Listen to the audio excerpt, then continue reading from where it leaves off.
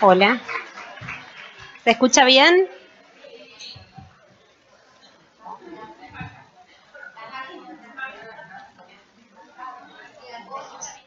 Sí.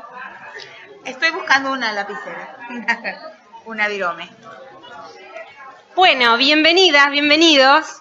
Estamos muy felices mientras nos vamos acomodando. La tenemos a la enorme Rita Segato acá en Rosario. Que nos...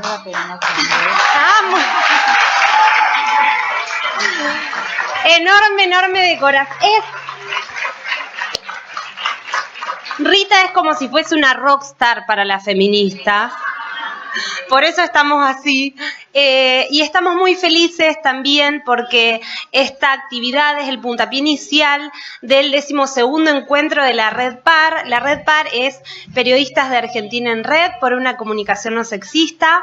Es un colectivo de periodistas que cumple 11 años este año y venimos trabajando hace muchísimo por incidir en la agenda de los medios con una perspectiva de género, para trabajar el periodismo desde justamente esta perspectiva, para contribuir a no promover la violencia machista. Justamente este encuentro tiene ese objetivo, ver estrategias que para poder promover una buena comunicación y evitar a ver qué es lo que podemos hacer con nuestra responsabilidad como periodistas y comunicadores frente a los medios de comunicación ante esta realidad que nos acontece. Una realidad histórica, cultural, construida, que bueno, por algo estamos acá para transformarlo. ¿Se escucha bien? Ahí estamos. Bien. Bueno, esta red, como decía, tiene aproximadamente 120 integrantes. Somos personas que pertenecemos a distintos puntos del país. Es una red autárquica, no tiene ningún tipo de personería jurídica ni financiamiento. Hacemos mucho esfuerzo para poder reunirnos una vez al año todas las personas de distintos puntos del país. Estamos acá, empezamos con esta actividad pública. Luego tendremos encuentros en donde fundamentalmente lo que hacemos es analizar nuestras agendas laborales, las temáticas que se abordan actualmente, cómo lo trabajamos, cómo las mujeres vivimos el entorno periodístico y los hombres también trabajando desde esta perspectiva de género, algo no muy fácil. Así que estos encuentros son sumamente ricos. Agradecemos a las distintas autoridades, como decíamos, para llegar a este encuentro hemos solicitado ayuda y apoyo a muchas instituciones, así que vamos a hacer de parte de la red un agradecimiento a las subsecretarías de Género y de Diversidad Sexual de la provincia de Santa Fe, también a la Dirección de Comunicación Social de la Municipalidad de Rosario, a la Cámara de Diputados de la provincia de Santa Fe, al Consejo Municipal de Rosario, a la Asociación de Empleados de Comercio de Rosario, a la Universidad Nacional de Rosario, al Sindicato Argentino de Docentes Particulares de SADOP, a diputadas provinciales como Carla García, Silvia Asburger, Alicia Gutiérrez, Verónica Benz, Jorge Gen, concejalas María Eugenia Smuck, Norma López, Fernanda Gigliani, Lorena Jiménez Belegni, Centro de Capacitación Judicial de la Corte Suprema de Justicia de la provincia, y al Sindicato de Prensa. Voy a leer unas breves palabras por parte del Sindicato de Prensa, dándole la bienvenida a Rita y a la Red PAR. El Sindicato de Prensa de Rosario da la bienvenida a las y los integrantes de la Red PAR que realizan su encuentro en la ciudad, saluda la presencia y el aporte que siempre brinda Rita Segato y renueva su compromiso con el uso de expresiones del lenguaje no sexistas, inclusivas y democráticas. Los medios de comunicación son actores políticos que intervienen en la disputa de sentidos, en la construcción de subjetividades, de poderes, pero la mayoría de ellos no se comprometen con los valores que surgen de considerar a la información como derecho humano y bien social. Por eso, entendemos que la organización, el debate y la capacitación permanente son las herramientas adecuadas para incorporar saberes y extender la construcción informativa en el respeto por los principios éticos y los derechos de todas las personas. Así que nos desean buen encuentro.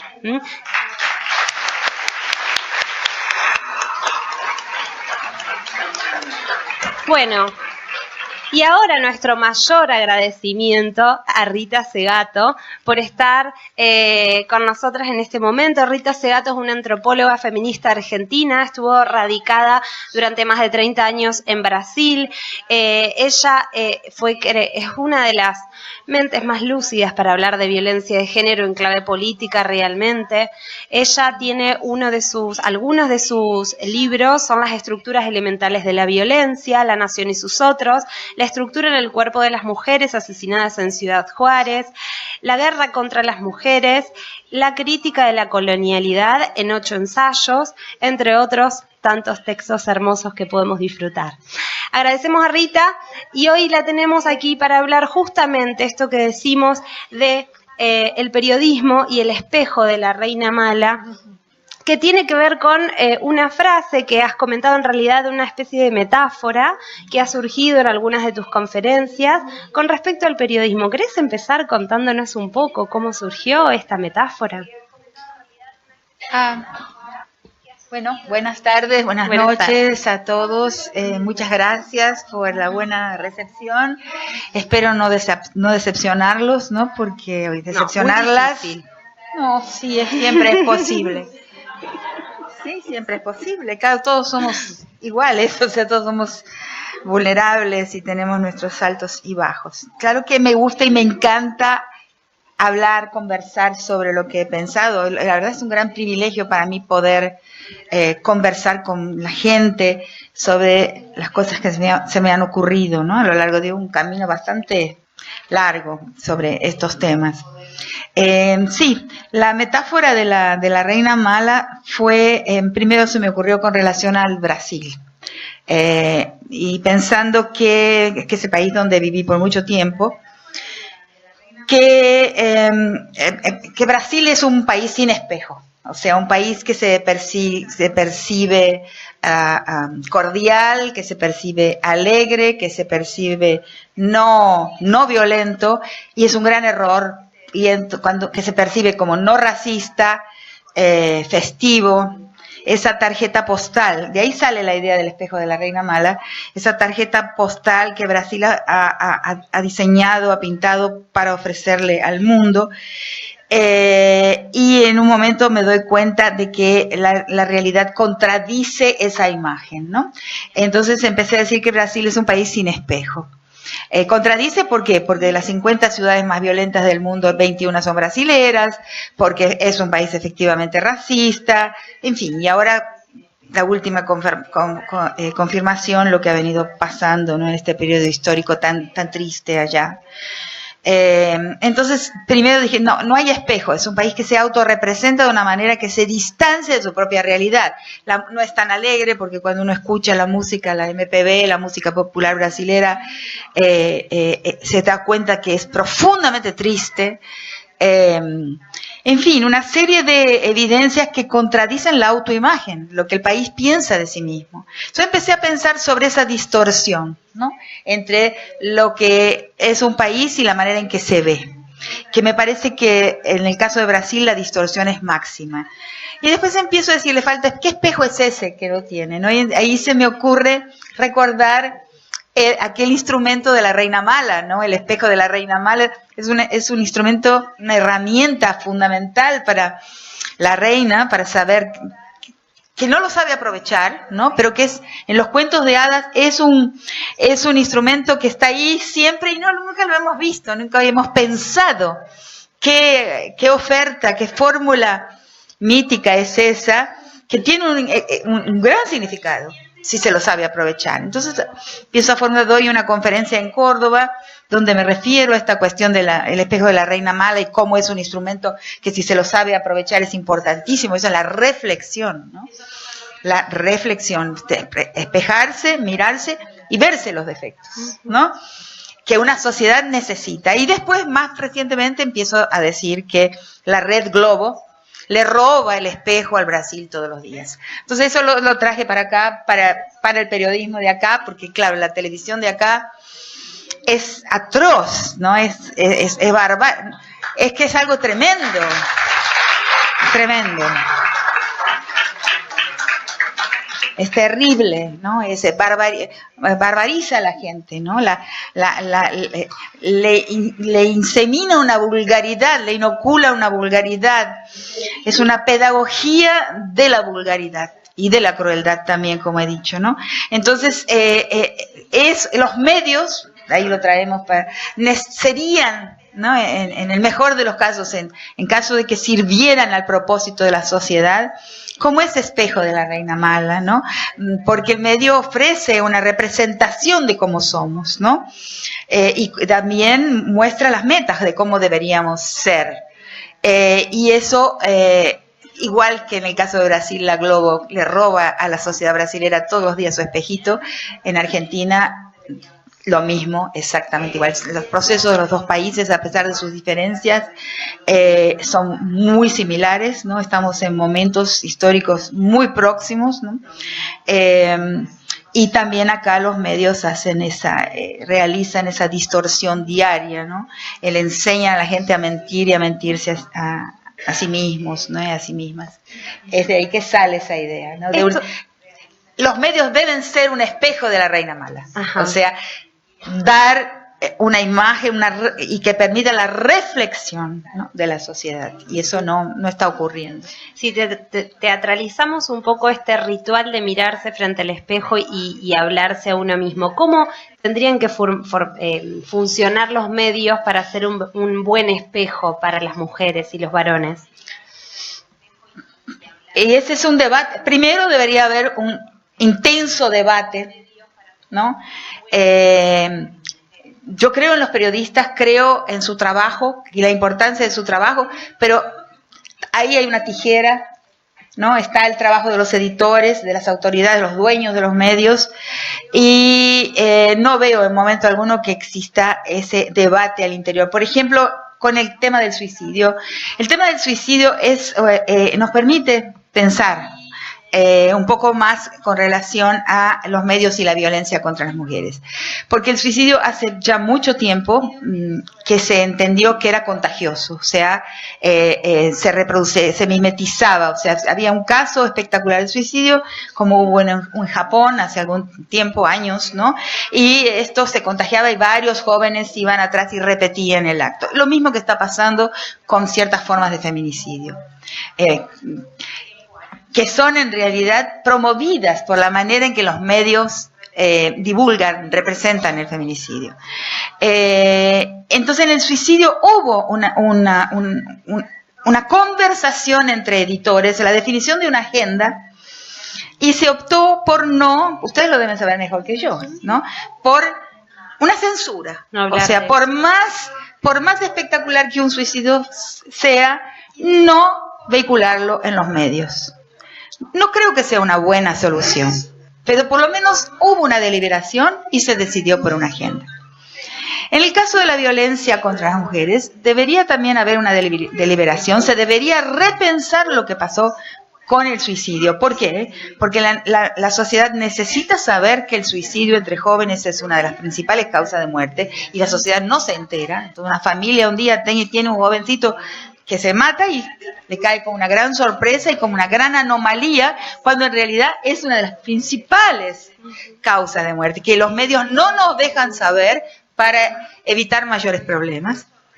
Entonces, la cuestión no es censurar, pero la cuestión sería una gran conversación entre todos los que participan del discurso mediático, sobre todo con aquellos que son sus responsables, los que tienen la tijera en la mano, para ver cómo informar de una manera en que lo que nos hace sufrir, o sea, el mal, no sea multiplicado, sino reducido. O sea, y eso no sucede. No debe haber, sí, acuerdos y deliberaciones entre los dueños de la prensa, pero no van en el sentido de proteger a la sociedad, no van en esa dirección. En el caso de los feministas... ¿Estás de acuerdo? Sí, totalmente. Yo estoy hablando sobre un campo que no es el mío, ¿no? Totalmente, pero en el caso de los femicidios, cuando las y los periodistas escribimos, relatamos estas situaciones, ¿cuáles son las estrategias o las cosas que tenemos que tener en cuenta para no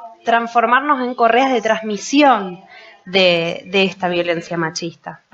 Claro, correa no de transmisión, sino de promoción. De promoción. ¿Por qué? Porque el sujeto agresor, ¿no?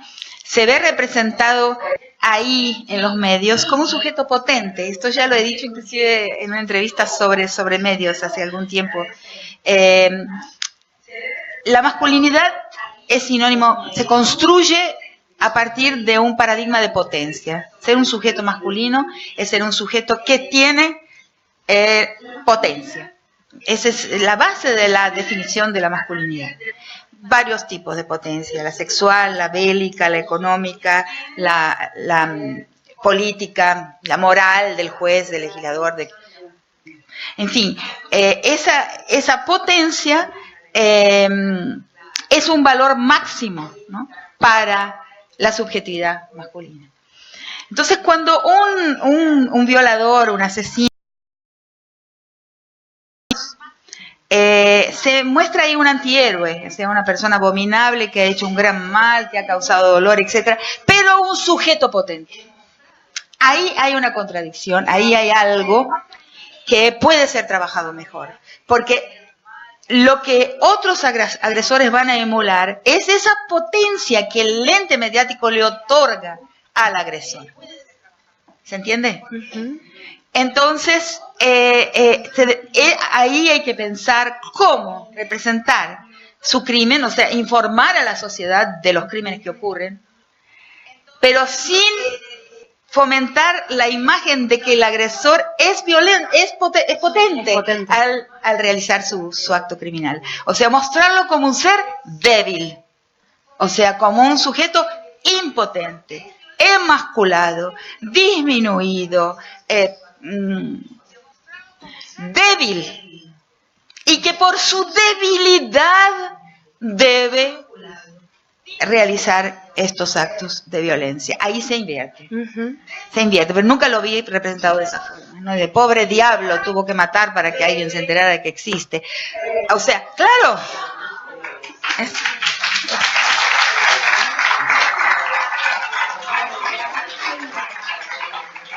Además, eso es más la verdad.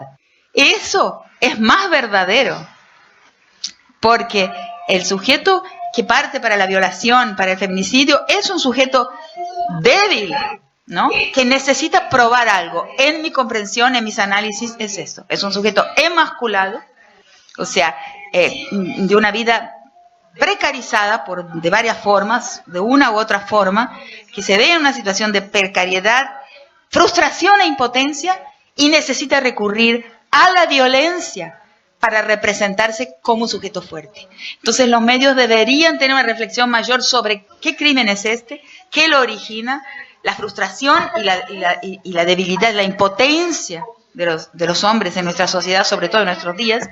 Nunca hubo más ataques feminicidas a las mujeres, nunca en la historia. El feminicidio es moderno, es contemporáneo y se agrava con el avance de la modernidad.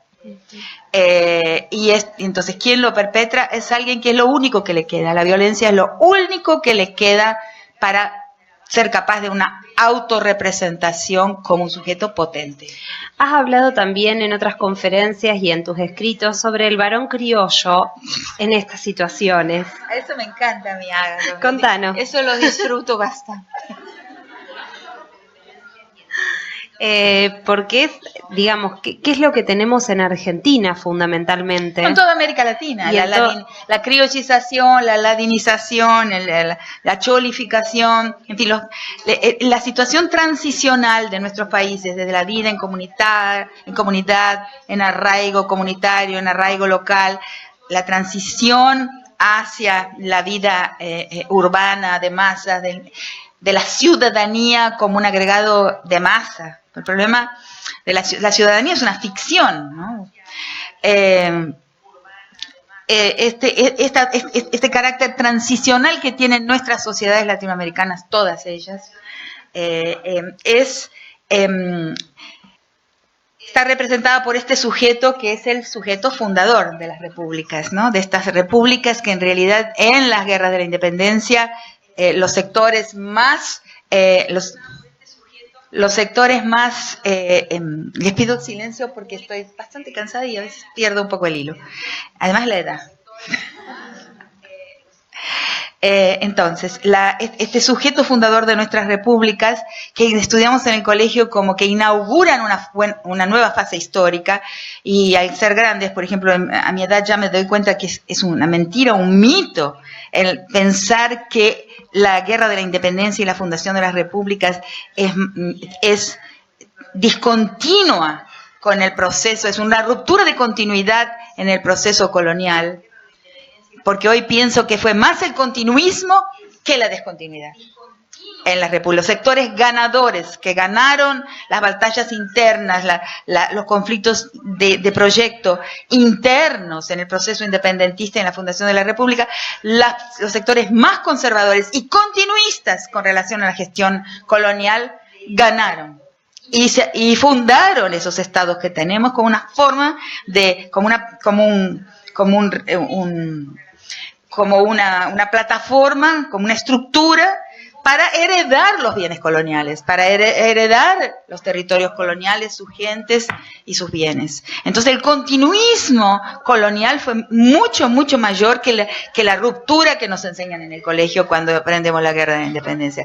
Ese Estado, por lo tanto, es permanentemente colonial, ¿no? En su gestión de esos bienes, patrimonialista y colonial en la manera exterior con que gestiona, con que administra los bienes que heredó. Nunca ha perdido su carácter exterior. Basta llegar a una institución o llegar a una institución pública y ya el último orejón del tarro, el peón último que se encuentra en la mesa de entrada, ya uno lo va maltratando. ¿Nunca se dieron cuenta de eso? Es muy raro. Eso es un síntoma de la exterioridad de la gestión. O sea, la gente que viene, esos son la gente. Acá nosotros somos la administración, el Estado. Es casi visual. Todos hemos experimentado ese maltrato que delata la exterioridad de las instituciones con relación a lo que administran.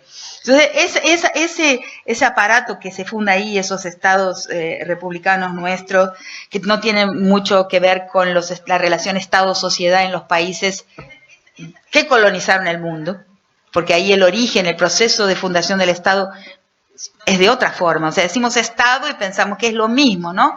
En cualquier otro país. Y no lo es, porque la relación Estado-sociedad en nuestro mundo latinoamericano tiene esa exterioridad, ¿no? Estas cosas hay que pensarlas, hablarlas, conversarlas, para ver. Las palabras tienen una extraordinaria utilidad. Cuando se nombra algo que todos reconocemos que existe, esa palabra se instala y genera conciencia y es un arma fundamental. Sin palabras no podemos hacer luchas, no podemos tener proyectos de transformación del mundo. Las palabras son una herramienta fundamental para atacar lo que está mal, para tomar conciencia de lo que nos hace sufrir.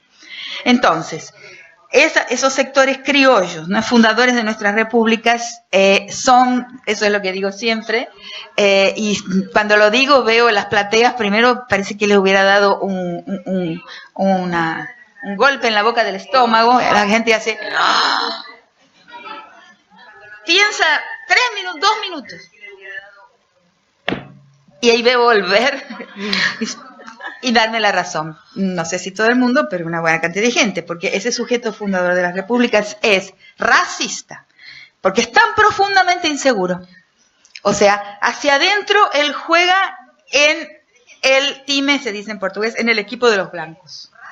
Pero cuando va a Europa, cuando va al primer mundo, él juega en el equipo de los no blancos, aunque tenga ojos celestes y sea hijo de padre y madre europeos, será un pied noir para siempre, emanación de este paisaje, que es un paisaje de derrota, de conquista, ¿no?, de apropiación. Entonces, este sujeto bisagra, ¿no?, que cuando está acá mira desde afuera y cuando está allá mira desde afuera, que está fuera del todo. Es el sujeto paradigmático de nuestras naciones. Ese criollo es racista, misógino, homofóbico, transfóbico y la más reveladora de todas posiblemente, y especista, porque es el que jinetea y mata caballos en las domas ¿no? Como el aberrante, no sé cómo no lo han llevado a juicio todavía, la aberrante doma de Villa María, ¿no? Pobre, si patea perros en la calle, quema gatos, es un sujeto que en su profunda precariedad, inseguridad, frustración y falta de espejo se vuelve extraordinariamente cruel.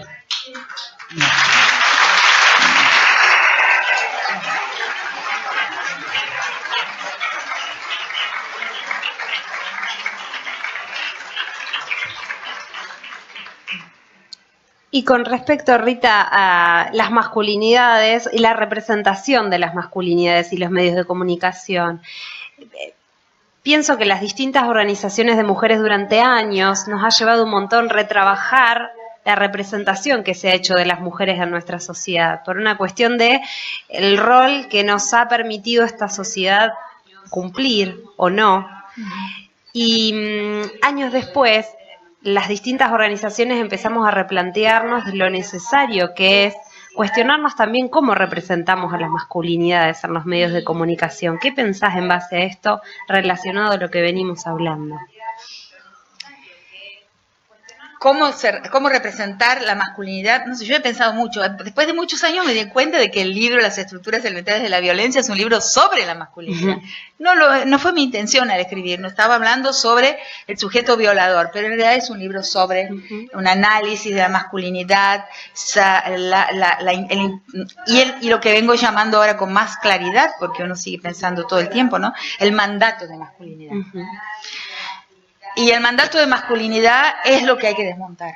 Entonces alguien dice, no, pero entonces no va a haber más hombres. No se trata de que no exista la masculinidad, pero se trata de que no sea programada, no sea formateada, que no responda al programa de ese mandato de esa forma. O sea, sí puede existir una masculinidad, las vemos, existen, que no necesite de la crueldad para constituirse, ¿no? El mandato de masculinidad se transforma muy fácilmente en un mandato de crueldad. O sea, es un mandato de potencia, un mandato de baja sensibilidad, baja empatía, de callo, o sea, encallecimiento del sentimiento, de una generación de un narcisismo masculino en el que ese sujeto pasa a ser obligado a no percibir su propio sufrimiento, su propia carencia, y genera lo que han llamado muchas autoras el narcisismo masculino. El narcisismo masculino es ese formato que la masculinidad tiene, en que no puede percibir su propio sufrimiento, no puede percibir su carencia, lo que le falta, que es un ser faltante y que es un ser faltante del otro, o sea, de lo que lo completa. En la masculinidad es muy difícil la adquisición de esa autorrepresentación como carente, como frágil, ¿no? El propio dolor, el propio sentimiento, todo lo va cancelando, ¿no? El mandato de ser hombre es un mandato de ser insensible, cruel, distante, siempre fuerte. No puede percibir su propia fragilidad, ¿no? Entonces yo creo que eso es lo que hay que desmontar, ese mandato, ¿no? Que en última instancia es el que da la mano de obra, los recursos humanos para la guerra, para todos los tipos de guerra, ¿no? Para los ejércitos formales y también para las maras, los sicariatos, las pandillas, todo ese magma bélico que nuestras sociedades latinoamericanas están hoy en día produciendo, ¿no? Y que se expande hacia el sur, llega a la Argentina, nada como América Central y México y Colombia, ¿no? Pero hacia el sur está llegando ya ese formato, ¿no? Esa manera en que el mandato de masculinidad prepara a los hombres para ser carne de cañón, ¿no? Primero, contra sí mismos, o sea, carne de cañón en las guerras informales que están prosperando, ¿no? En toda América Latina, y también para ser asesinos, o sea, tomadores de la vida de los otros. Y entonces es central desmontar ese mandato con las características que tiene, ¿no? De que empiezan con el bullying, ¿no? que empiezan en la escuela, en la competencia entre niños, ¿no? La obligación de un niño volverse fuerte en la escuela para no ser masacrado por los otros que son más fuertes. Y ahí llega un tema que vengo tratando muchas veces y que también suscita cierta escozor en las personas, que yo digo que la primera víctima del mandato de masculinidad son los hombres. O sea, que hay violencia de género entre hombres. Eso es una novedad, este año me di cuenta. No es solamente del hombre contra las mujeres, hay violencia de género por el carácter jerárquico que la masculinidad tiene y de probación constante, donde para cualificar, para ser miembro de esa cofradía, del club de los hombres, de la hermandad masculina, hay que dar pruebas, ofrecer pruebas todo el tiempo. Son pruebas de potencia que son pruebas también de crueldad. Entonces, ese sujeto que se pone a prueba para no salir, para no caer del cielo del prestigio de la masculinidad, es ahí que primero hay que entenderlo y después hay que desmontar esa idea del prestigio masculino, o sea, de que vale la pena todo ese sacrificio para ser un hombre. Se puede ser un hombre sin ese tremendo sacrificio, ¿no? O sea, decirle al hombre que sufre. Entonces, decirle al hombre que sufre, entonces alguien viene y dice, bueno, pero entonces con eso vos estás dando la razón. Me lo dijo un hombre esto los otros días en la UBA, en una reunión con sociólogos de la UBA. Entonces vos estás dando la razón a esto de que el hombre pobrecito, que sufre, ¿no? Que hay que tratarlo bien, que hay que ayudarlo. Y me di cuenta de lo siguiente. No es que el hombre sufre porque las mujeres tomamos posiciones, hemos tenido otras oportunidades, entrado en las profesiones, en los cargos políticos, etcétera. No sufre por el avance de las mujeres, sufre por los otros hombres. Quien hace sufrir al hombre no somos las mujeres. Aun cuando los hacemos, los despedimos de nuestra vida o en fin, les decimos no. De las varias formas en que se dice no. Lo que lo hace sufrir es la mirada de los otros hombres ante esa derrota, porque lo que es eminentemente jerárquico es la masculinidad. Entonces, un hombre que fracasa en su vida afectiva o que fracasa en su trabajo o que es débil cuando niño, no tiene músculos o es más chiquito, es más bajito, lo que sea, él sufre en las manos de los otros hombres. Porque ahí superioridad e inferioridad son marcadas, marcantes y clasificadas. Entonces, cuando alguien es cornudo, ¿no? El problema no es con la mujer. El problema es con la mirada de los otros hombres. ¿Y por qué se la agarran con nosotras? Porque se lo exige, no, porque el mandato de masculinidad se lo exige. Necesito que me pongas este conejito muerto al pie para poder ser un miembro de esta maravillosa cofradía de seres tontos, porque eso lleva a la infelicidad, el sufrimiento a todo el mundo. Es necesario hablar. Perdón. Es necesario hablar de esa tontería, atravesar ese mensaje, de la forma en que sea posible, contrabandear, aún en los espacios bloqueados como son los espacios de los medios, la idea de que el hombre, al someterse a ese mandato que alguien un día inventó o que siempre estuvo ahí, pero ahora ha alcanzado una magnitud muy letal, muy dañina, ha ido el mandato de masculinidad, se ha en esta vida, en este mundo de dueños. Porque lo que pasa, eso lo he dicho, si miran mis conferencias, no puedo no repetirme, porque es imposible, puedo pensar una cosa nueva todos los días, ¿no? Pero para mí un dato muy interesante fue, yo digo que el vocabulario de los años 60 y 70 del mundo, un mundo desigual, no es suficiente hoy. El problema del mundo hoy no es que sea desigual, es que el mundo hoy es un mundo de dueños. Entonces uso una estadística, seguramente dio mucho trabajo en hacerla, pero es muy simple, lo que revela es algo evidente, números relativamente simples, pero que nos muestran en qué mundo estamos, qué proceso histórico, en qué momento histórico estamos viviendo. Y son los números de Oxfam, ¿no? En la página de Oxfam, ¿no? Una vez por año nos llega a todos una noticia de que Oxfam ha sacado un nuevo número de cuántas personas, cuántos individuos son dueños de una riqueza igual a la mitad de la población del mundo. Cada año recibimos un nuevo dato y digo, ¡ay, qué horrible! Se me dio por ir en un texto que estaba escribiendo, para un texto que estaba escribiendo, ir a mirar la página de Oxfam. Y entendí, bueno, que lo observan en los bancos suizos, en los offshores, que eso es muy interesante, en fin, en todos los lugares donde se lava dinero. Y comenzaron en 2009. Entonces, en 2010, Oxfam dijo, son 288 personas, o sea, individuos, que tienen una riqueza igual a la mitad de la población del mundo. Horrible.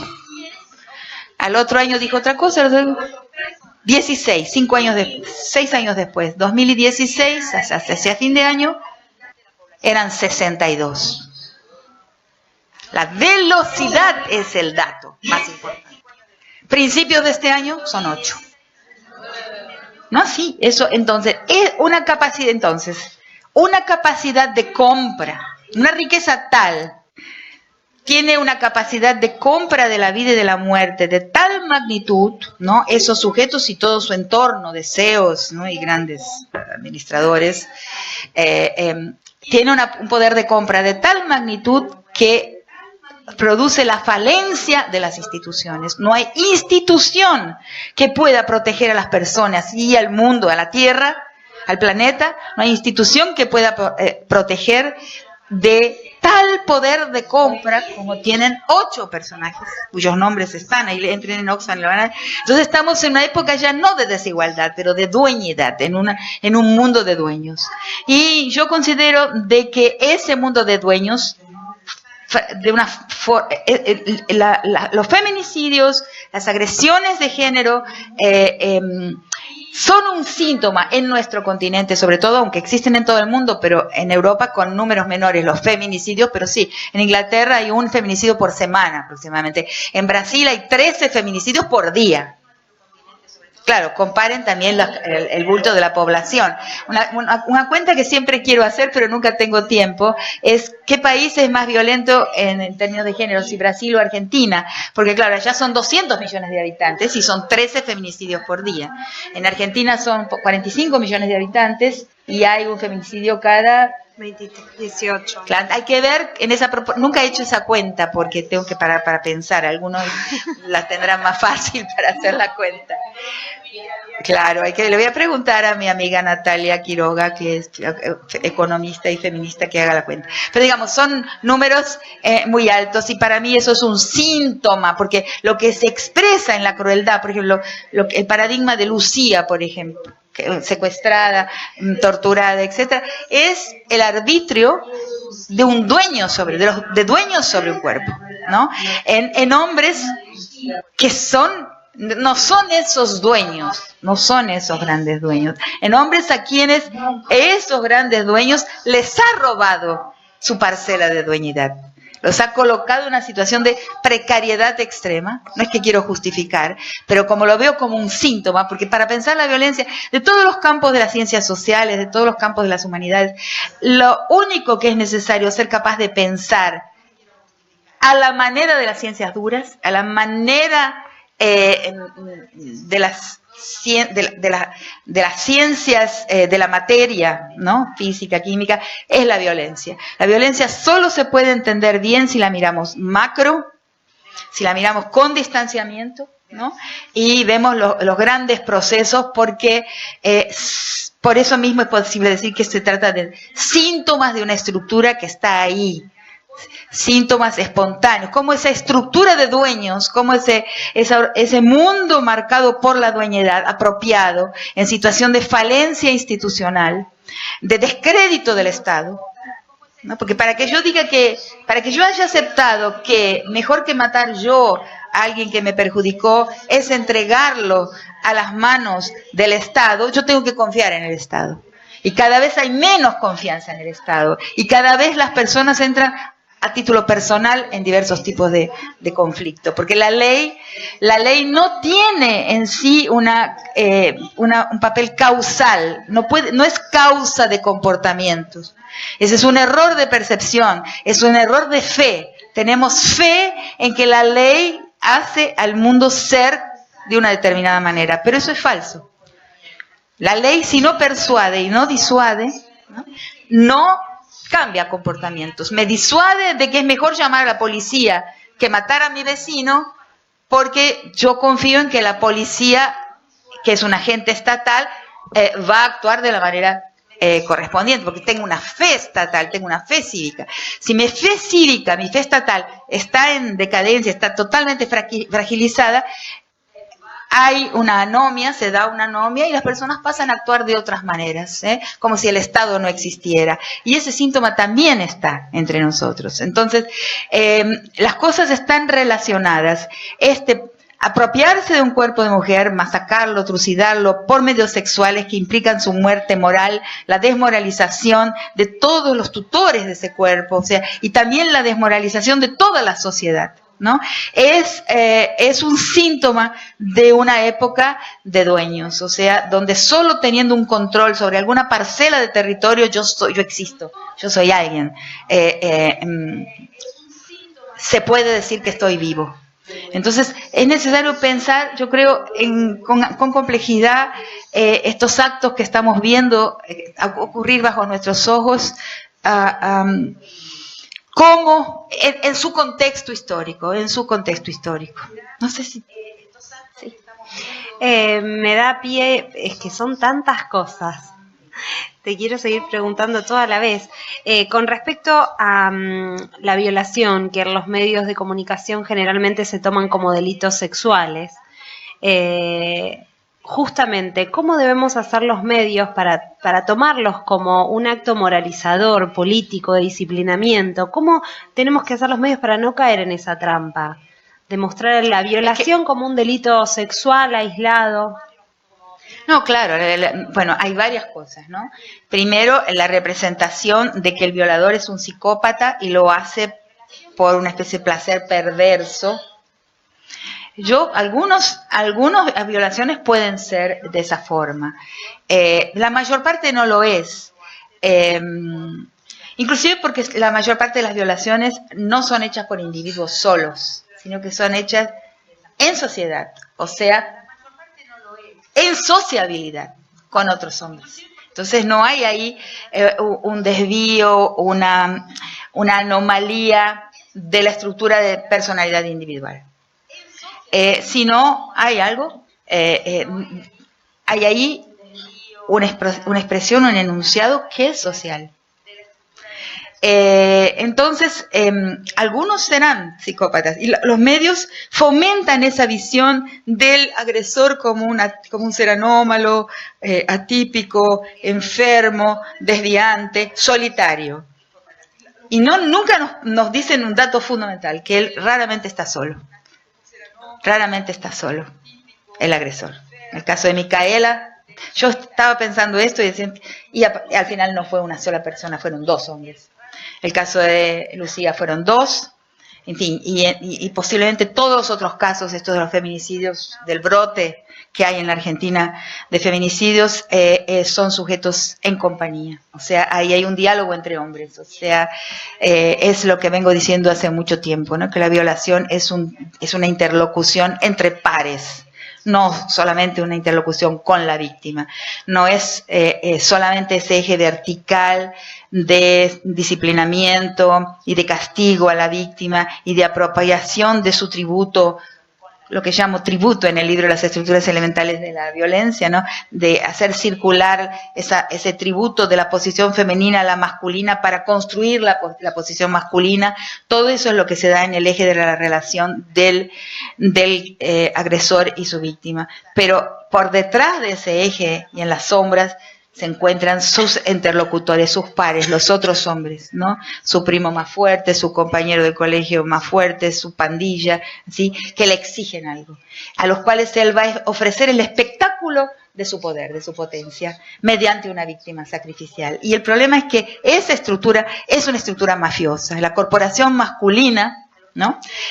Tiene una estructura análoga a la corporación mafiosa. Por eso puedo pasar después a Ciudad Juárez, a El Salvador, o sea, a la escena centroamericana, donde son las mafias, hoy acabo de recibir una noticia de Honduras, que es el país más violento, la ciudad más violenta del mundo, está en nuestro continente, está en San Pedro Sula, en Honduras, y me acaban de escribir que encontraron un cementerio de mujeres.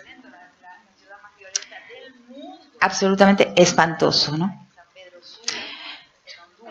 Entonces, este fenómeno es un fenómeno que es un síntoma del tiempo, un síntoma de la época, de la decadencia del Estado, de la falencia institucional ante la capacidad de compra de un grupo de señores. Es un mundo de señorío, como una refeudalización, pero con una diferencia fundamental con el tiempo feudal, porque los espacios comunes son mucho menores.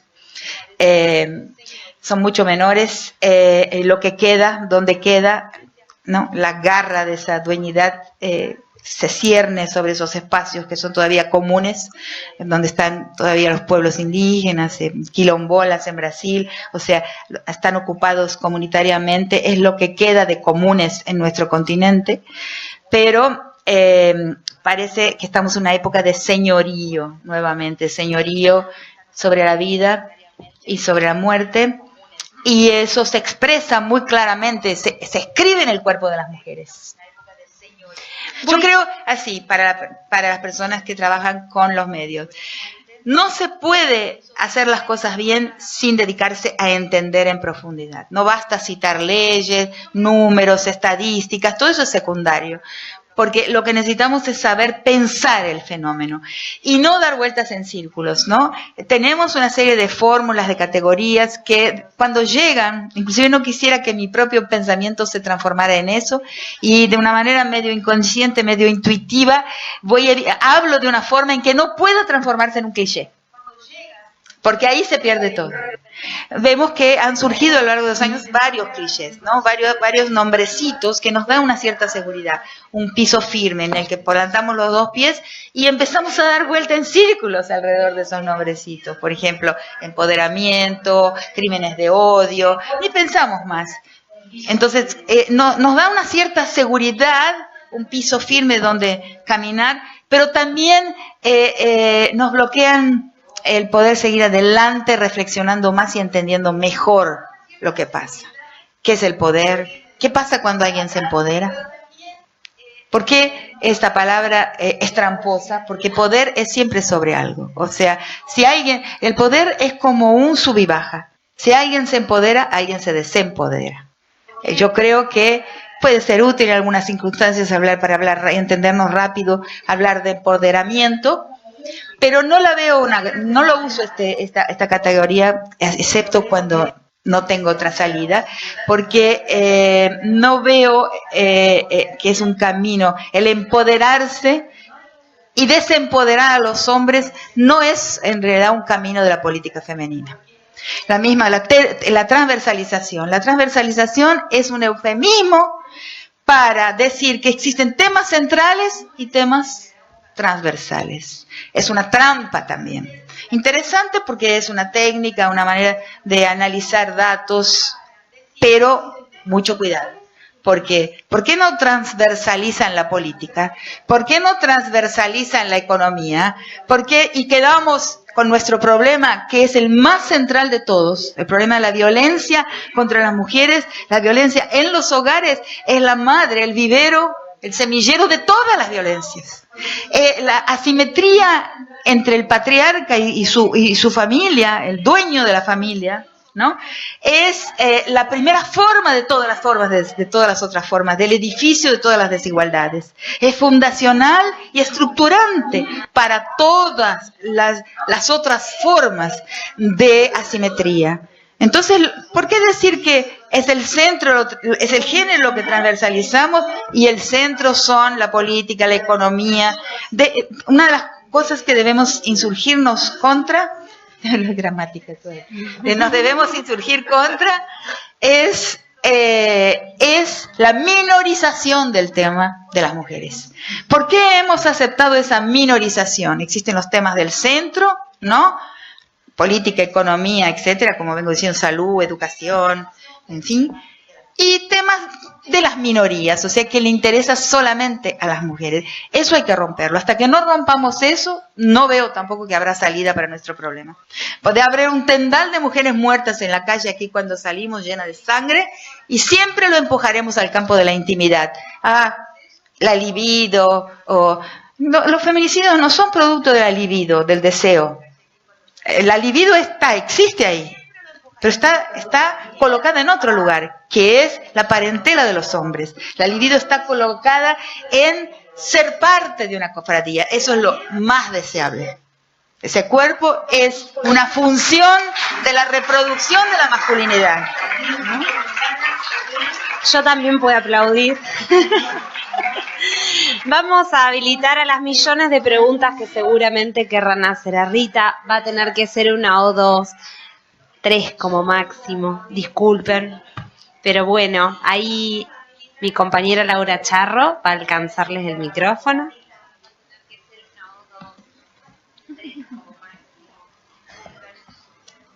Hola. Hola, buenas tardes.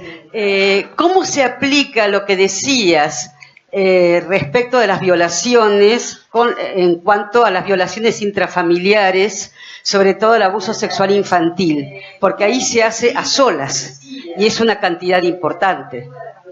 Sí, yo no soy una pensadora de la cuestión de la pedofilia, no es mi tema, pero algún pasito di sobre lo que son ese tipo de abusos domésticos, pero es pequeño. O sea, yo más estudio los feminicidios, inclusive feminicidios en espacios bélicos, crimen público, pero yo creo que ahí lo que emerge y está en aumento es esto mismo que estoy diciendo de la dueñidad. El agresor íntimo, el agresor en el espacio doméstico, lo hace porque puede. ¿Y por qué puede? Puede porque en la genealogía de esa familia, como la tenemos montada, que es pésima, es violentogénica al extremo, el padre es el dueño. Ahí expresa su dueñidad del espacio familiar. Viene desde el mundo de los romanos, desde la ley romana, ¿no? Donde el pater familiae, el pater familias en realidad, no es familia, aunque en mi latín tendría que ser familia, más familias, no sé por qué. Ese pater, ese domus, ¿no? Por genealogía le viene la estructura de su posición de dueño, porque en el mundo romano el señor, el padre, la paternidad no es lo que, no tiene el sentido que tiene hoy en el derecho. La paternidad no tiene que ver con el cuidado, ¿no? Del padre, la atención, la protección paterna. El padre era el dueño de los hijos, de la mujer y de los esclavos. La relación era prácticamente la misma. Entonces, este pasado a mí me parece ser un poco diferente de lo que ha dicho una feminista que admiro enormemente, que es Carol Pateman, con el libro El contrato sexual extraordinario, en el que ella habla de 2 regímenes, que son el régimen de estatus. El género hace parte de un régimen de estatus, la raza también. La raza solo con 500 años y para mí el género con un tiempo mucho más largo, aunque ese es un debate entre las feministas. Y el contrato, el mundo de los individuos, el mundo donde todos somos iguales frente a la ley, hombres y mujeres. Entonces ella dice que el mundo del contrato nunca suprime al del estatus. Entonces, la ley realmente nunca llega al género, no llega nunca a la familia, a la relación matrimonial, a la prostitución, yo diría que al servicio doméstico tampoco. O sea, el contrato nunca puede afianzarse ahí porque por detrás el régimen mismo continúa siendo siempre de estatus. Es excelente esa obra, pero le hago una pequeña torsión, tengo una pequeña diferencia. Yo creo que cuando se genera el mundo del contrato, la época del contrato, la modernidad, la ley moderna, donde todos somos miembros de una sociedad y participamos de un contrato, ¿no? Que es la ley.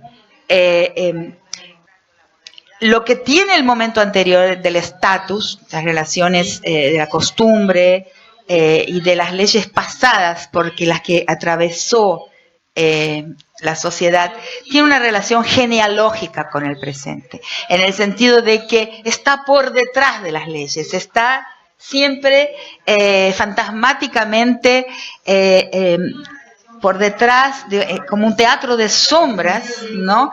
Que se genera el contrato cuando esa ley de estatus, esa ley de la diferencia, de la desigualdad de género ya está suficientemente afianzada y el orden que le da al padre el carácter de dueño de la familia, como era en el mundo romano, que es la cuna de la ley moderna, ¿no?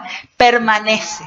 Entonces, he observado en varias entrevistas que escuché, algunas hechas por estudiantes míos o mías, que entrevistas con violadores a sus hijas, por ejemplo, un pastor evangélico que en Brasil está preso por violación a todas sus hijas mujeres, y de su discurso emana la idea de que se percibe como dueño de esos cuerpos. Entonces, en el espacio doméstico, el agresor viola porque puede, porque en su autopercepción, en su autorrepresentación, es dueño de su espacio familiar. Y en la calle el violador viola para mostrar que puede. Es una diferencia, tiene simplemente un paso intermediario. En la calle él espectaculariza, él muestra a los padres, él muestra a sí mismo que él es capaz, ¿no?, de realizar un acto de sujeción, de control, ¿no?, sobre un cuerpo de mujer. Y en su casa simplemente porque es el dueño de esos cuerpos. Hasta ahí llegué. Ahora, no soy un estudioso, ahí está mi límite. Todo lo que he estudiado, lo que he analizado, lo que he trabajado y escrito de crímenes de género, tiene que ver con la dimensión política de género. A mí me interesa, no es un abordaje, digamos así, que toca la cuestión de la libido, del deseo,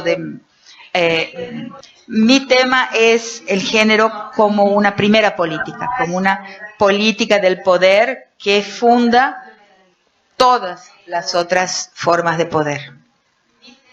Yo le quería preguntar acá por aquí. Usted habla del crecimiento de la crueldad durante la modernidad. Yo quisiera preguntarle si existe un origen histórico de la desigualdad entre géneros, si se puede ubicar históricamente esta desigualdad. Sí, hay un gran debate, ¿no? Dentro de los feminismos, que son diversos, yo me instalo como pensadora en el feminismo decolonial, ¿no? Diciendo que las metas de felicidad, las autopercepciones, la construcción de género, parto desde ahí, pero voy a llegar en el mundo precolonial, en el mundo hoy de las comunidades indígenas, que todavía hay muchas, en el mundo comunitario, campesino, indígena, en fin, incluso en los restos de comunidad, en los jirones de comunidad que aún existen y palpitan entre nosotros, urbanos también, en nuestro mundo, en América Latina, tenemos a veces opciones vinculares, o sea, invertimos en los vínculos comunitarios. No tengo tiempo de hablar de eso, pero es un tema que me gusta mucho. Entonces, Esa es mi perspectiva decolonial, es un feminismo decolonial, o sea, pensado desde aquí, desde América Latina, desde los pueblos, y no el feminismo institucional de las feministas europeas, que, como dije, trabajan en una relación Estado-sociedad muy distinta a la de nuestro continente. Pero dentro de ese feminismo decolonial hay dos corrientes, hay dos puntos de vista. Una corriente que dice que el patriarcado mismo es una invención colonial. O sea, solo pasa a existir después de la conquista y la colonización de América, de África, y que antes no existe algo como lo que hoy vemos, la posición de la mujer y la posición del hombre, y que en las sociedades indígenas, lo cual es cierto, ¿no? Había lo que binarizó fue la colonia, ¿no? Me gustan mucho unos textos de un autor que falleció hace unos 2 o 3 años ya, que se llama, es peruano, y que se llama Giuseppe Campuzano, y él hace un levantamiento de todas las cédulas de la corona española con los castigos a los indios que se vestían de indias y de indias que se vestían de indios. Quiere decir que en el mundo precolonial eso, y se sabe que es así, y en el mundo indígena hoy, ¿no? Desde hace tiempo, o sea, grandes obras de la antropología social británica, ¿no? Un autor que se llama Peter Rivière, que hizo un levantamiento sobre las formas de matrimonio en el mundo. Per Clastes, para los que son antropólogos del arco y la cesta, muchos autores van a hablar de cómo el cuerpo no era el género de la persona, o no es hasta hoy el género de la persona en muchos pueblos indígenas, sino que viene la colonia y enyesa la relación entre la sexualidad, la orientación sexual y el cuerpo. Eso es un fenómeno reciente. Muchos pueblos tienen la posibilidad del casamiento entre hombres, formas de transitividad de género, que la modernidad necesita una batería gigantesca de leyes para garantizarlo, y aún así no lo garantiza. Y en el mundo prehispánico sí, y en muchos pueblos indígenas, los Kuna, por ejemplo, de Panamá, y otros muchos pueblos indígenas en Brasil también, hay otra manera de entender la relación entre orientación sexual y biología y cuerpo, ¿no? Entonces, ese grupo de mujeres dice, el patriarcado es colonial, es después de la conquista. Yo no creo eso, yo creo, mi posición es la siguiente, que una cantidad de mitos dispersos en el planeta, que son variaciones del mito adánico. O sea, ¿qué es el mito adánico? El mito adánico es el mito de una mujer que comete una indisciplina, ¿no? Una desobediencia, y tiene que ser castigada, disciplinada, y a partir de ahí empieza la historia de un pueblo. Ese mitito de la manzana, pero con otras formas, existe en todo el planeta. O sea, la mujer que dejaba la sangre menstrual visible por cualquier lado, y tuvo que venir los hombres y violarla colectivamente y castigarla, y a partir de ahí empieza la historia del pueblo. La mujer que era la dueña de los rebaños y entonces le gustaba mucho hacer otras cosas y no tenía mucha flexibilidad, indulgente, no trabajaba, no reunía el rebaño, no cuidaba el rebaño, los hombres se lo tuvieron que robar, sacar el rebaño y disciplinarlas porque no saben hacer las cosas. Ese mito de la indisciplina o la desobediencia femenina y su disciplinamiento por los hombres es universal no porque podamos afirmar que toda y cualquier sociedad lo tiene, sino porque es planetario, está en todos los continentes. Y eso para mí prueba que el patriarcado, o sea, el orden, la regla política, la política del patriarcado es antiquísima, o sea, es arcaica, o sea, acompaña la historia de la especie. Inclusive pienso que cuando la diferencia de la fuerza muscular de los machos primates y su agresividad mayor de los machos primates con relación a las hembras, no en todas las especies, porque hay especies como los bonobos, como se sabe, los saguís, monos de Brasil también, donde puede la hembra ser la líder del conjunto, pero es raro. Pero la naturaleza es mucho más democrática que nuestra especie, mucho más en el género, impresionante, ¿no? Hay tránsitos, ¿no? De género, de sexo, ¿no? Como la película Jurassic Park, ¿si la vieron? Es bien interesante porque no es mentira, se basa en algo real. Dice, no, estos dinosaurios nunca se van a reproducir porque solamente nos quedamos con no me acuerdo si eran machos o hembras. ¿Se acuerdan de la película Jurassic Park? No, eso es real. Al final aparecieron un montón de dinosauritos. Hay varias especies que tienen tránsito.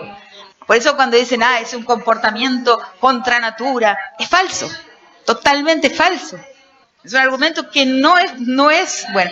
Entonces, no puedo afirmar que ese mito se encuentre en todas las sociedades, sea un mito de creación de todas las sociedades, pero sí puedo afirmar que se encuentra en todos los continentes, o sea, que su dispersión es planetaria. Y si su dispersión es tan grande, es posible pensar que ese mito es de la época en que se pasa de la asimetría de la fuerza y la agresividad de los organismos del macho y la hembra primate a la política, o sea, aquello que es fundamentado por una narrativa que instala una ley, que es la ley patriarcal. Entonces, cuando se pasa de la naturaleza, el orden de la asimetría de los cuerpos, de su fuerza y agresividad, a la cultura, o sea, a la historia de la humanidad, a nuestra especie, que necesita de narrativas para generar las leyes y organizar el mundo a partir del discurso, y ya no de los cuerpos. En ese momento debe haber surgido ese mito porque está disperso, debe ser de antes del principio, antes de la dispersión de los linajes. Lo pienso así, no se puede saber. Todo lo que tenemos sobre ese periodo inicial de la especie son modelos que explican. Para mí, este modelo, esa dispersión de esa fórmula mítica, nos habla de la antigüedad de la desigualdad patriarcal. Ahora, el otro grupo, un grupo importante que sigue a una autora, María Lugones, que es una extraordinaria autora con un texto bellísimo sobre patriarcado y colonialidad, es una argentina que enseña muchos años en los Estados Unidos. Ella se basa en dos autoras, una africana y otra de los Estados Unidos, para decir que no existe el patriarcado en el periodo precolonial. No existe lo que entendemos por hombres y mujeres en una relación asimétrica. Yo no creo que eso pueda ser, sería maravilloso que fuera así, pero no creo que eso pueda ser probado con evidencias. Pero sí, el patriarcado moderno postcolonial es el más letal de todos. Y eso es muy importante porque la opinión pública, los medios, las personas piensan que no, que estamos avanzando en la dirección de una humanidad mejor. Pero nunca el género fue tan letal como hoy. Nunca. Acá. El año pasado, en una de las conferencias, planteaste que el aula universitaria es el lugar del goce del docente universitario, ¿no? Y pienso, en estos años últimamente, sobre todo en Argentina, imagino que en otros países, en las universidades, se movió mucho el feminismo, el movimiento de mujeres, los distintos estudios sobre género, acciones, dispositivos como protocolos para prevenir y para sancionar, y sin embargo, la violencia es muy visible, esas cofradías masculinas que vos planteás de complicidad. Y ¿cómo, sí. Inclusive en la casa del pensamiento, cómo desarmar eso? Claro, no, inclusive en muchas universidades, las mujeres, las especialistas en violencia de varios países, están pasando a investigar la violencia en los campus universitarios, que está creciendo. En los Estados Unidos la proporción de violaciones a mujeres académicas en las repúblicas, en los campus, ha crecido mucho. En mi universidad, sin ir más lejos, hubo en un único año, el año pasado, un feminicidio en el laboratorio de biología. Un compañero la obligó a ingerir formol a una chica, una estudiante de biología, y la mató, y otra se suicidó por el acoso, el asedio de un profesor de derecho. Eso es muy importante, porque los profesores de derecho, me imagino, ¿no?, que conocen las leyes.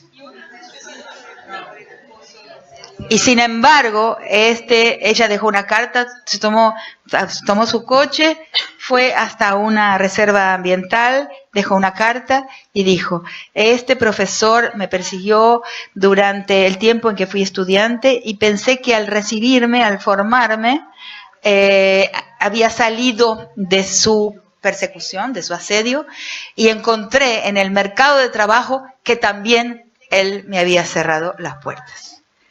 Entonces me mató por esto. Se fue y se mató. Eso solo en un año. Entonces quiere decir que... Y en el campo del derecho, eso te dice algo sobre el legislar. La ley es... Nadie sabe más que un profesor de derecho cuáles son los límites de la conducta, ¿no?, permitida. Es muy importante decir que eso sucedió en la Facultad de Derecho. Entonces, ¿qué está pasando? Es que la universidad es un coto muy protegido, ¿no? La universidad también se volvió muy conservadora en los últimos tiempos, ¿no? Los profesores quieren solamente, no todos, porque yo he sido profesora universitaria hasta este año que me jubilé, pero sí he observado que preservar ese coto, ¿no?, ese pequeño espacio de poder, ¿no? Como dije, la sala de aula es el lugar del gozo del pequeño rey, que es el profesor. Los varones lo hacen mucho más que las profesoras, ¿no? Esa cosa de ahí restaurar su masculinidad mellada, perjudicada por el presente, ¿no?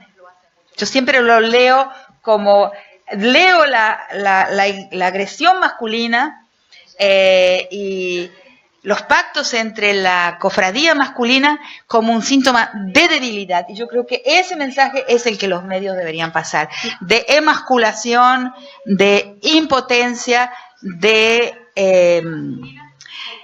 impotencia y de frustración masculina. Entonces lo que les queda para poder alimentar la potencia es esa pequeña sala de aula donde son pequeños reyes, ¿no?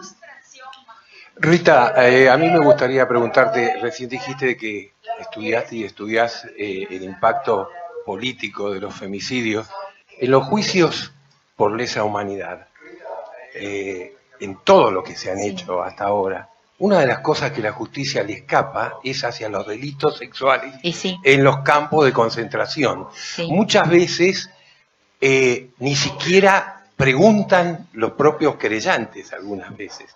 Claro, o aunque la víctima lo haya declarado, queda no es registrado, no queda como si no tuviera nada que ver. E incluso muchas veces, y yo concuerdo, mucha gente habla sobre las similitudes del proceso en la Argentina y el nazismo, es decir, ubicando la Cacha, acá hubo la Perla, el Olimpo, en Rosario también hubo sus campos de concentración desde ya, y bueno, similitudes con Treblinka, con Bergen-Belsen y con otros lados. También allá no se discutió el delito sexual, especialmente hacia las mujeres, la violación constante dentro de los campos. La pregunta es hacia esa justicia, es decir, en esa justicia, es la justicia también que no está buscando, y no solamente en lo político. Hace pocos días, yo vengo de Neuquén, en uno de los últimos femicidios conocidos, el de Fernanda Pereira de Rincón de los Sauces, una piba que fue atacada por su expareja, un boxeador, y que un juez lo dejó en libertad porque no le había deformado lo suficiente la cara. Lo dejó en libertad y a los 3 meses la piba apareció muerta, incinerada. En este momento uno de los detenidos es el exboxeador. La pregunta es la justicia que hace con eso, los jueces. Pues sí, ese es el gran tema, ¿no? Es como si estuviesen buscando su potencia los jueces. No, en el caso de los puede ser, pero en el caso de los jueces, ahí es larga la respuesta. La primera parte de la respuesta es la siguiente: eso a que yo me refería de los temas centrales, el Estado, ¿no?, la esfera pública, como lo realmente existe, político, o sea, como lo realmente relevante, como lo que realmente el espacio donde habla el sujeto universal y que enuncia las verdades de interés general. La ley se ocupa de eso. Los abogados, ¿no?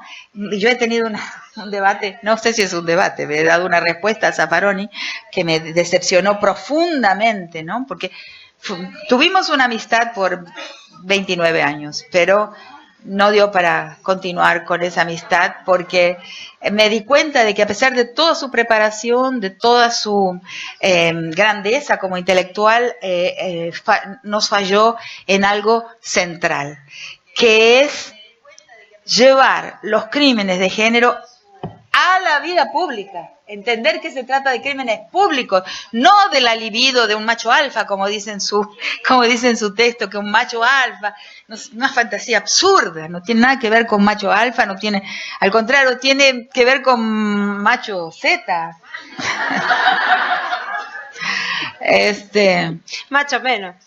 Macho menos, claro. Ese es el mensaje que hay que atravesar. El que mata es porque macho menos, porque tiene un problema. Obvio, es que es tan obvio que mata porque tiene un problema, ¿no?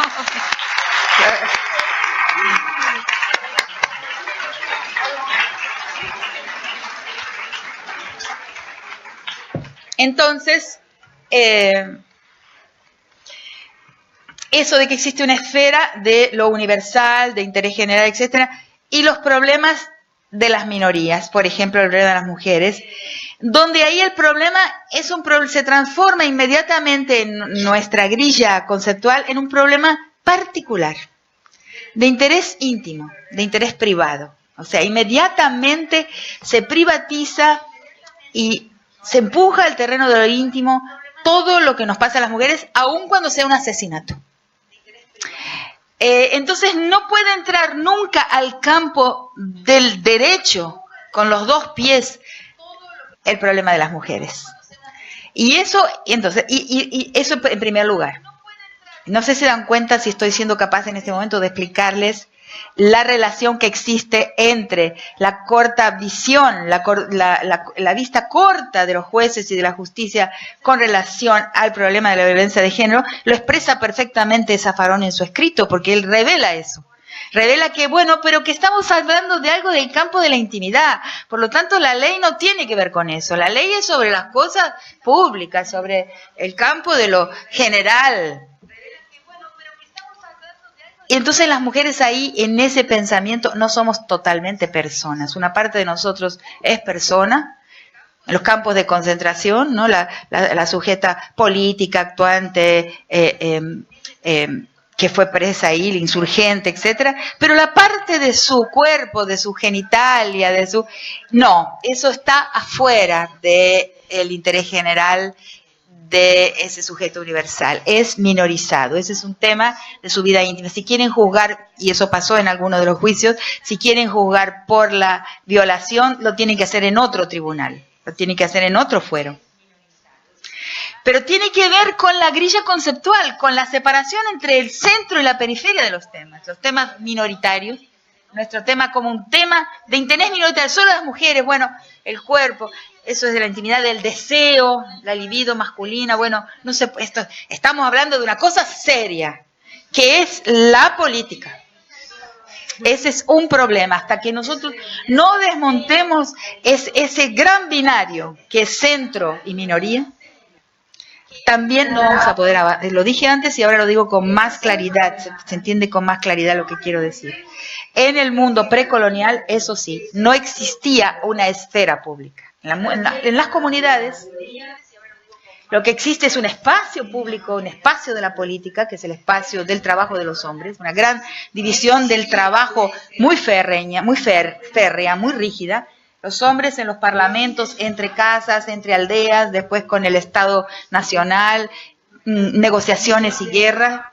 Y las mujeres en un espacio doméstico que no es íntimo, que no es privado, que no es nuclear, es donde hay muchísimas presencias, una comunidad de ojos que vigila y que también delibera y toma decisiones que van a luego ser transportadas y enunciadas en el espacio público por los hombres. Pero ninguno de esos dos espacios es englobante. Entonces, ¿por qué digo cuando digo que el Estado tiene el ADN patriarcal? Porque eso que era un espacio público en la transición a la modernidad, ¿no?, se transforma en una esfera englobante. Ese sujeto hombre, ahora no con una H minúscula como una de dos parcialidades, pero con una H mayúscula de sujeto universal humano, va a representar a todos. Pero en realidad eso enmascara el hecho de que su formato es masculino, o sea, su experiencia, su historia es la historia de los hombres. Es una historia de los hombres que va desde el espacio público a la esfera pública y al Estado, ¿no?, que secuestra la política y que transforma ese lugar donde todo enunciado que quiera ser político tiene que ser proferido, que es esa esfera que no existía en el mundo comunitario. En el mundo comunitario es dual, es jerárquico. Sí, el espacio público tiene más prestigio, es más que poder, es más prestigio, y las tareas de los hombres tienen más prestigio, pero ambos espacios son dos espacios de una dualidad jerárquica, explícitamente jerárquica, pero ambos son dotados de politicidad, y de politicidad plena, son ontológicamente plenos. En el pasaje a la modernidad, uno se transforma en una esfera englobante donde el sujeto político puede hablar en nombre de todos, el representante. Y el Estado y el espacio doméstico se transforma en un margen, en un resto de la política, en un espacio de la intimidad. Con ese proceso, todo lo que nos pasa a las mujeres pasa a ser empujado al terreno de lo íntimo para siempre, hasta que no destruyamos el binarismo, que no es un binarismo entre hombres y mujeres, sino un binarismo de una esfera pública y de sus restos, como son la vida de las mujeres y sus espacios,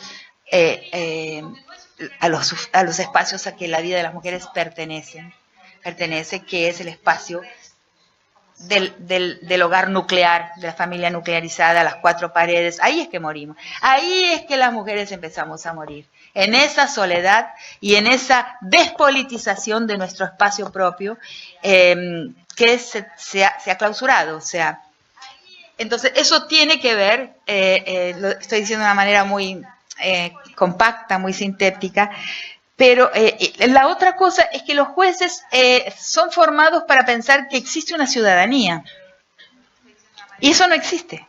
Las mujeres no somos personas plenamente.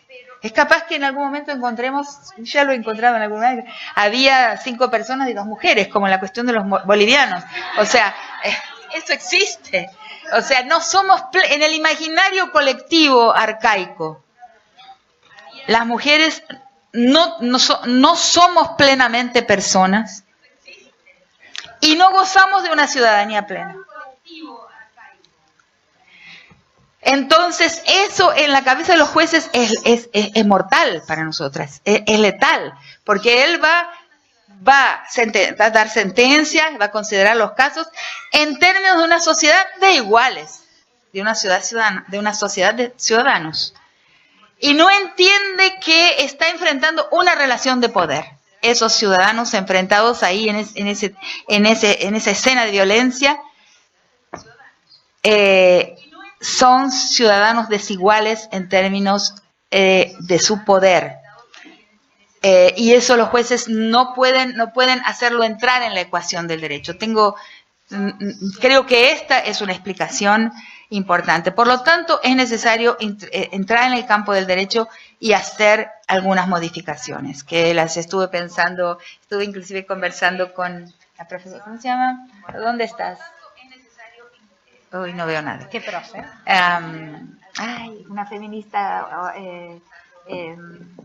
Una feminista, de la clásica de Rosario. Ay. Soña Tesa, sí. No, pero no, perdón, ese es un bebé. No, hablo de una persona de mi edad. Susana Chiarotti. Sí. No vino. Bueno, estábamos hablando y ella, por ejemplo, debería existir, yo creo, o un código propio o un capítulo propio y un fuero propio. o sea, foro, ¿se dice en español o fuero?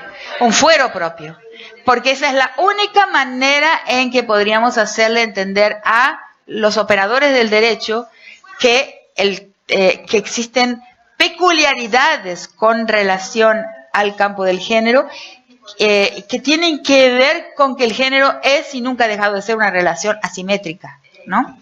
Entonces tendría que haber una justicia especial. Creo que deberíamos luchar por un fuero propio, por un código propio o por un capítulo propio, de manera de inscribir, ¿no?, el tema de género y hacerlo reconocer por los operadores del derecho, que no lo reconocen, en su gran mayoría no consiguen entenderlo, porque es complejo también. Y sin entender, sin pensar, no se puede actuar. Sin pensar, con detenimiento, con detalle, de forma filigranada, es imposible actuar y es imposible parar el problema. No sé si te respondo. Estamos... La última pregunta.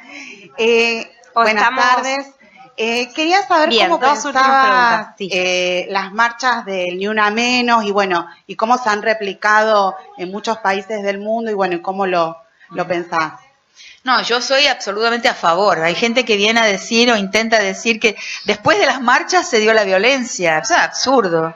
Las marchas son una respuesta a una violencia que existía desde antes. Eso no es criminal decir eso, ¿no? Y el rédito más importante de las marchas es que las mujeres nos hemos descubierto.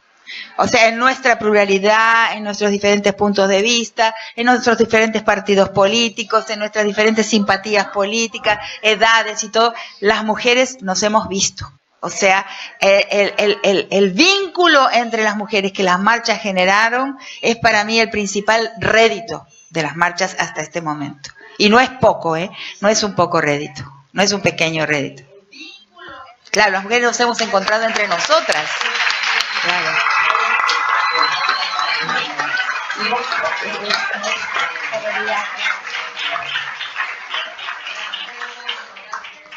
Vamos a dar una última pregunta, y no es que seamos malas, nuestra hermosa Red Par, sino porque tenemos el lujo de tener a las Modestia aparte acá. No, ¿qué es sí, eso? un hermoso regalo para Rita y para la red.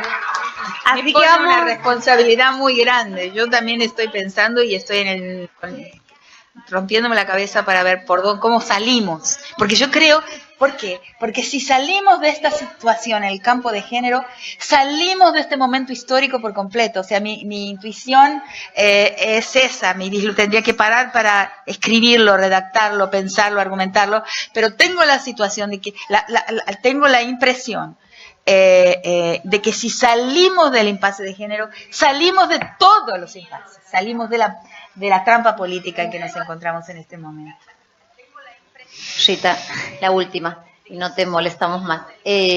Retomando a nuestra práctica periodística, y pensaba en esto que vos hablabas recién de este binarismo y de esta cuestión de lo importante que tiene que ver con la política, que muchas veces nuestros temas son dejados atrás por lo importante y, como vos dices, lo que queda el resto. Y pensando en la construcción de nuestras agendas, en nuestras redacciones, que muchas veces estos temas son, hacelo vos, que vos te gustan estas cosas, o esto es el tema de fulano o fulana, y también en quienes estamos también en la academia y que tratamos de que haya seminarios, foros, materias, discusiones, y a veces te escuché en algún lado, no sé si mal no recuerdo, sobre también la peligrosidad de la institucionalización de estos temas. Entonces, escuchándote pensaba, ¿cómo es el huevo o la gallina? O sea, ¿cómo salimos de este círculo? Digo, ¿qué estrategias nos damos entonces? Porque por un lado queremos tener esas materias o esos contenidos en la formación integral y también queremos discutir la agenda en nuestras redacciones, pero quedamos como esos guetos o esos temas solo nuestros. Sí, hay que luchar contra la guetificación de nuestro tema, eso sí lo he dicho muchas veces.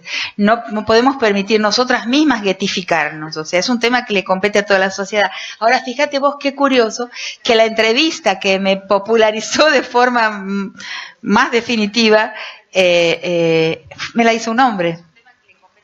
Siete Cases. Sí. 40.000 personas la escucharon. Salió del gueto. Salió del gueto, fue más confiable. Ajá. Se nacionalizó. Entonces, y yo creo que más y más hombres, o sea, antes era impensable, ¿no? Tener en una conferencia sobre el tema de la mujer presencias masculinas. Hoy cada día hay más. Yo recibo muchas cartas, siempre eran de mujeres, de chicas, cartas o agradeciendo, o pidiéndome, preguntándome alguna cosa, ¿no? Ahora ya no consigo más acompañar el correo. Y no tengo una secretaria. Pero ahora recibo cartas de hombres en agradecimiento. Porque el hombre sufre, es la primera víctima de eso que nos pasa a nosotros. Y la prueba es, primero lo dije un poco así a Poncho, después encontré una interlocutora que está investigando ese tema, que por eso el hombre muere antes en todas partes. El hombre tiene una vida más corta, una expectativa de vida menor en todos los países del mundo. Es porque él sufre y no puede enterarse de que sufre. Y nosotras sí. Nosotros sufrimos y ay, por llorar. Por la mujer no tenemos honra. Es hermoso no tener honra, una libertad absoluta.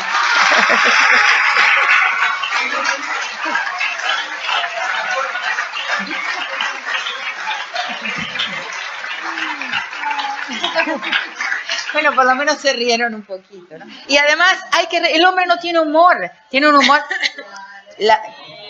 El hombre tucumano. Los tucumanos se salvan, tienen humor, no, pero hay dos humores diferentes. El humor masculino necesita de una víctima sacrificial, o sea, se burla de alguien. Entonces no paran de aplaudir. Qué bien, ¿no? Bueno, ¿estamos con las preguntas? No tengo noción de qué hora. Sí, no, porque si no, no me invitan a que vuelva nunca más, pues ya lo digo todo de una vez.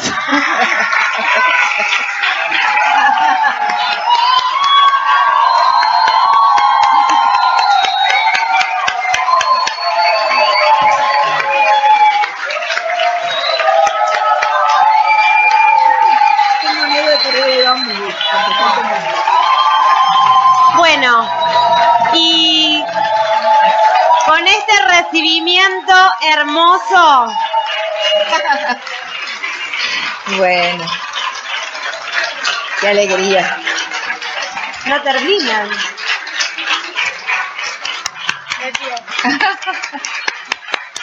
Con este recibimiento hermoso le vamos a dar la entrada a Las Modestia Aparte, Murga Feminista, Rosarina.